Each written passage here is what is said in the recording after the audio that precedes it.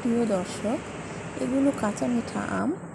ছোটোবেলায় যখন মায়ের কাছে আম মাখা খেতে চাইতাম, মা আমার হাতের কাছে যেই আমই পাক না কেন, কাঁচা, টক, মিষ্টি, সেই আমগুলো এভাবে আমাকে মেখে দিত। আমগুলো প্রথমে বটি দিয়ে সুন্দর করে ঝুরি করে কেটে নিত। ঝুরিগুলো যত পাতলা হবে, আম খেতে তত মজা লাগবে। আজ আমিও তেমন আমার মেয়ের জন্য এভাবে আম কাটলাম।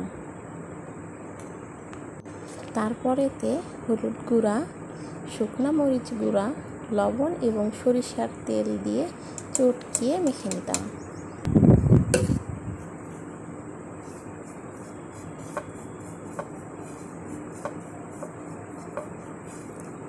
দেখতে যেমন লোভনীয় লাগছিল, খেতেও কিন্তু বেশ মজাদার ছিল।